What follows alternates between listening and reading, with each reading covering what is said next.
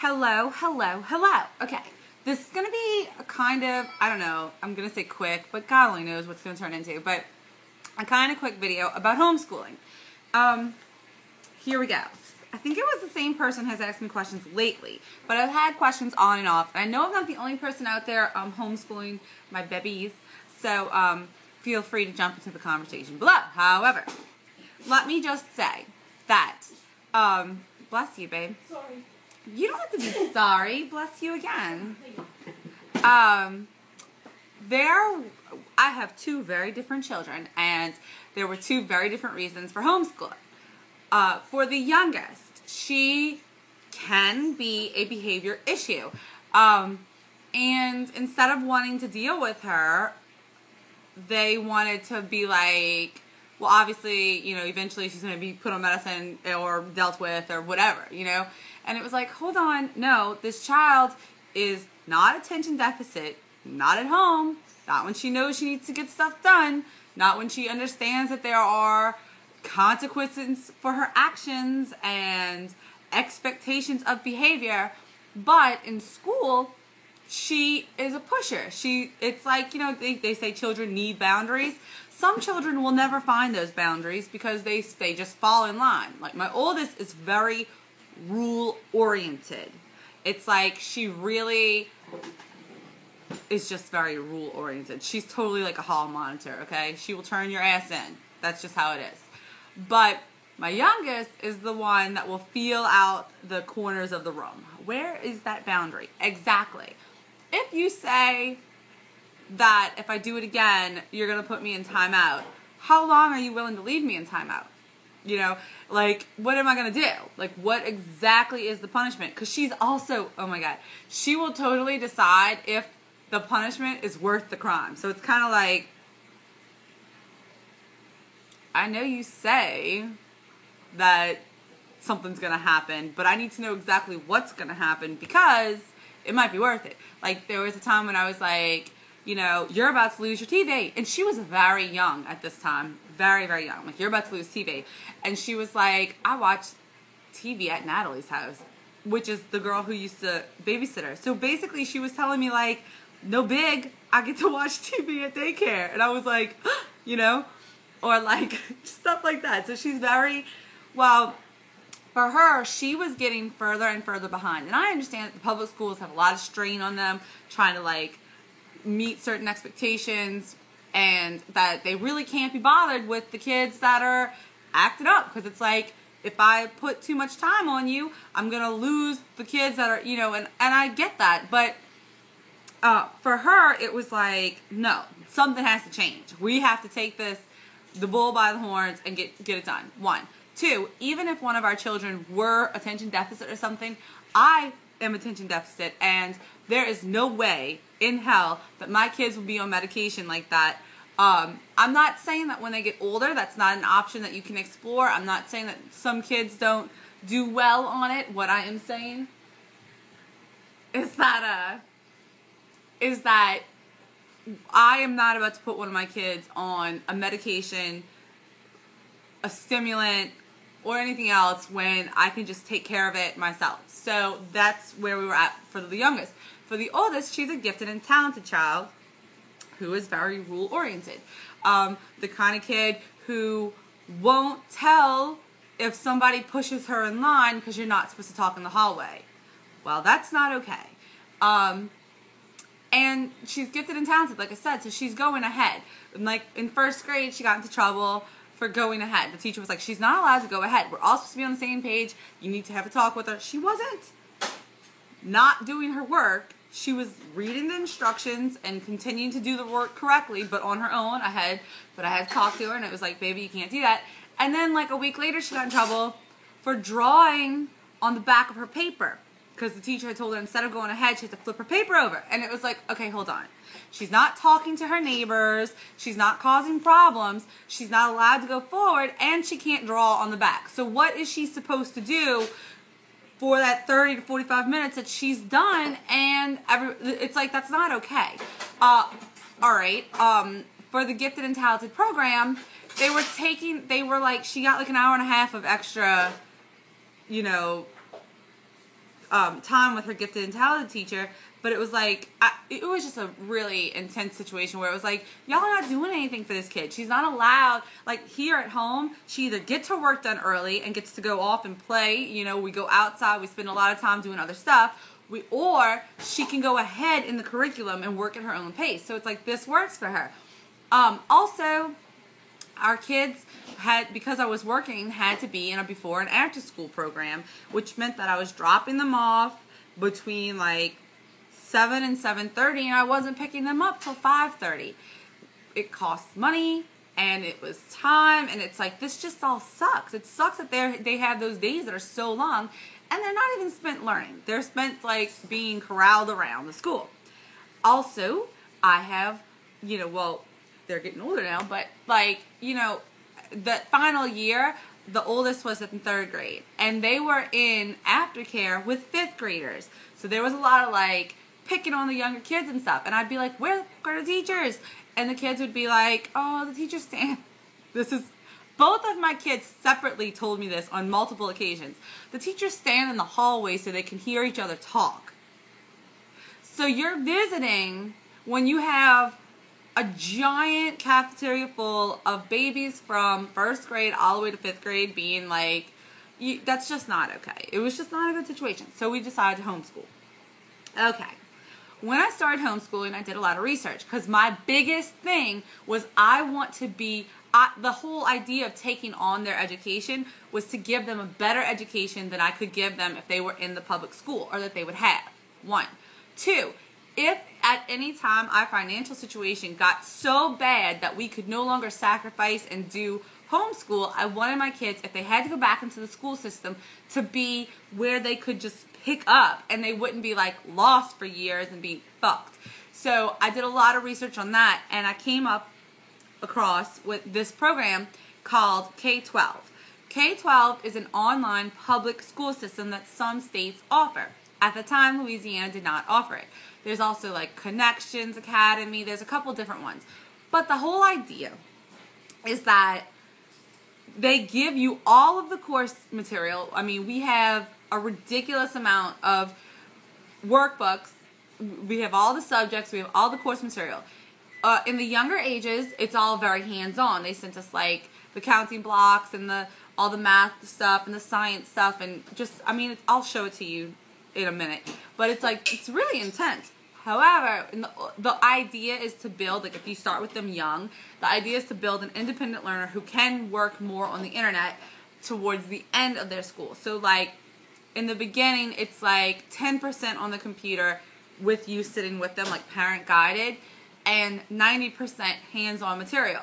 At the end, it's like, you know, 12th grade is 90% on the computer, 70% of that on their own, and then 10% written assignments and stuff like that.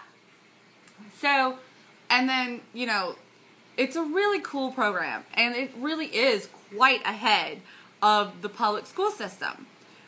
What's neat about that is that my youngest, who, because she dipped around and was just kind of put on the side, she came out not ready for math in the 2nd grade and kind of iffy on reading.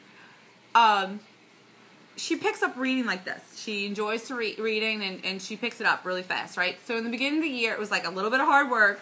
We got her reading, okay. But math, it was like, this is not happening. This child is behind, and she's just sinking. So we were able to go back and customize the curriculum. Like, okay, we're going to like redo 1st grade math, and we do it at a much faster pace than if it was just our year-long, you know, like we do like 3 to 4 a day, and until she gets stuck. And it's like, obviously this is something she missed, so now we split it down. We do 1 lesson a day until she gets it, and then we move faster. So it's like able to kind of like bring her up to speed, and that's a really neat thing. For my oldest, she finished this year's, like a year's worth of science in January. She's got like a week left on history. She's got like a week left on spelling. She's finished her vocabulary lessons. So it's kind of like the things that she liked to do. And I had a conversation with her and I was like, if you continue to do the things that you like to do the most, you're going to get those done. And then at the end of the year, you're going to have like the lessons you don't really care for. And she was like, that's fine, whatever. So she's like right on track. She's done with most of her lessons and she's just got some other ones left for the next 2 months. So it's kind of nuts. But it's really fun. It's really good. I love that system. I have met many homeschooling parents who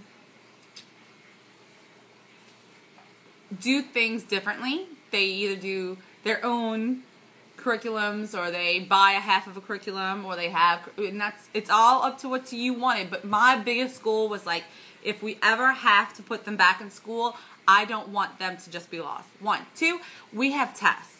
I take them in for testing. They have online teachers.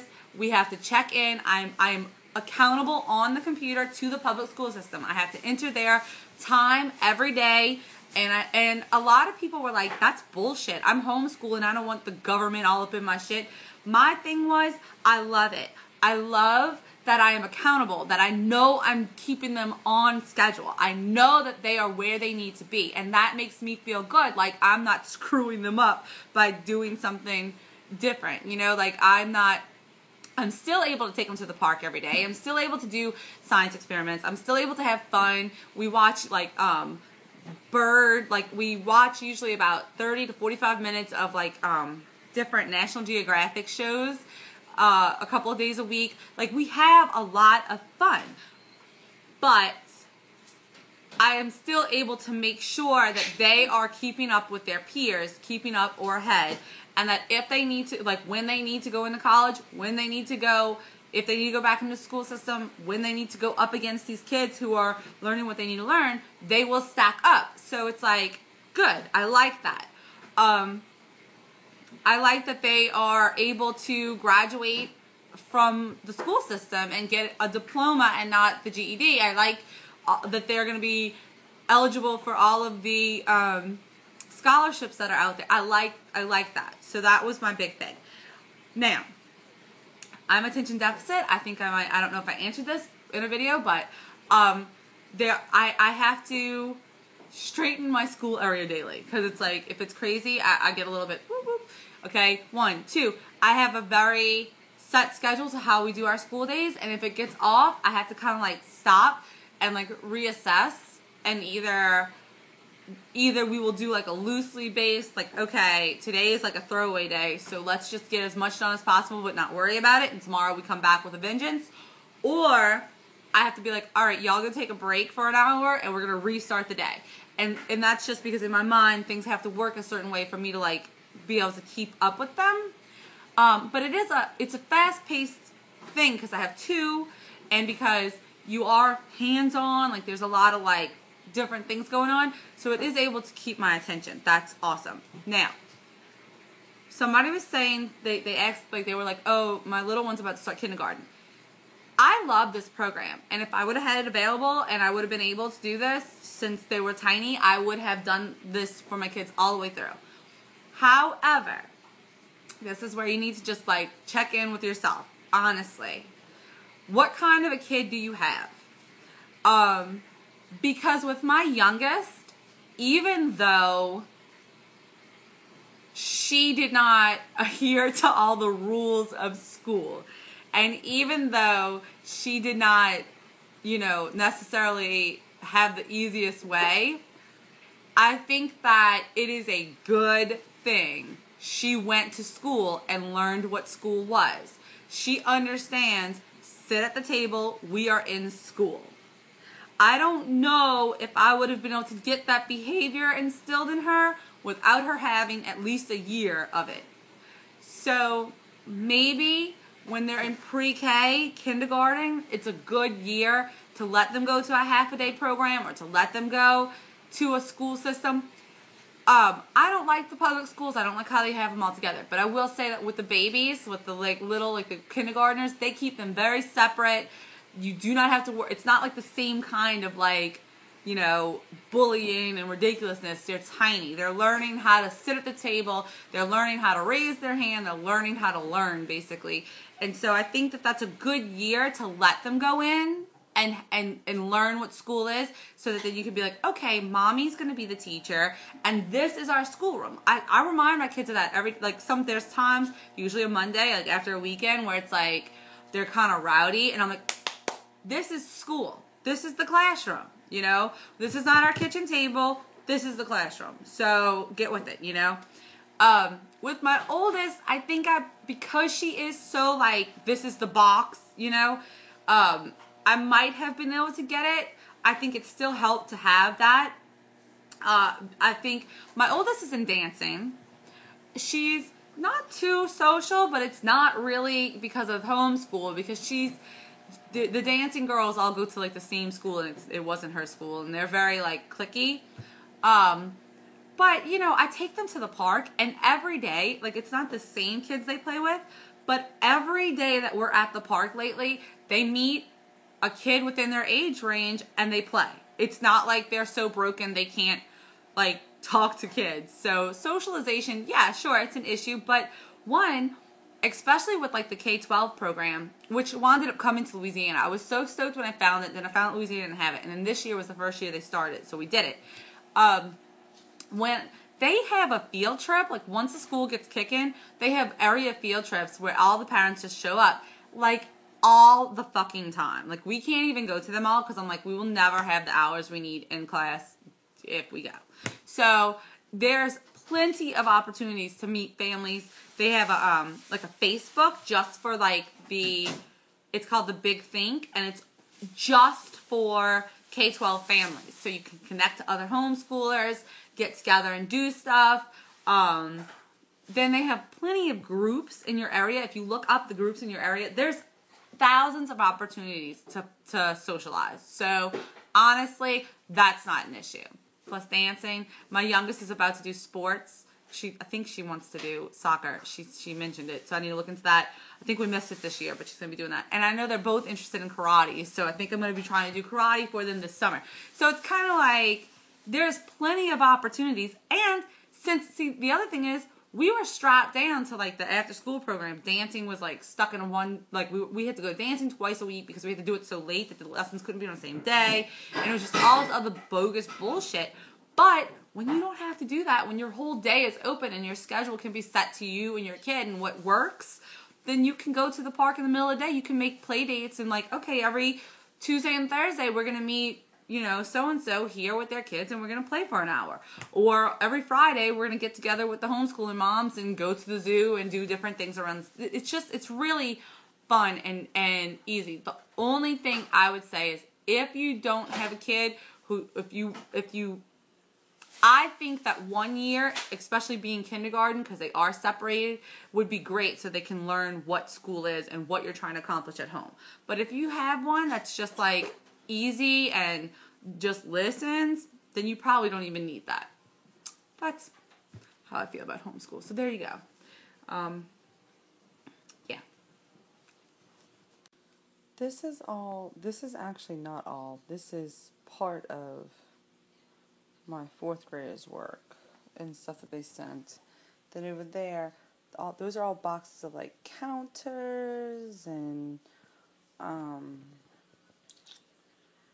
like all kinds of math stuff. Then that's some of my second graders' stuff. It's only like 1/3 of it. And then you have all the science projects that they sent. That's a whole box of art supplies. They both got art supplies. So it's like, that's all one thing. And then if I take you this way, this is another one of our school. They sent all of those books. They sent the teacher's guides. They sent all kinds of CDs and all kinds of art stuff, and music stuff to listen to and to learn. So that's our school supplies.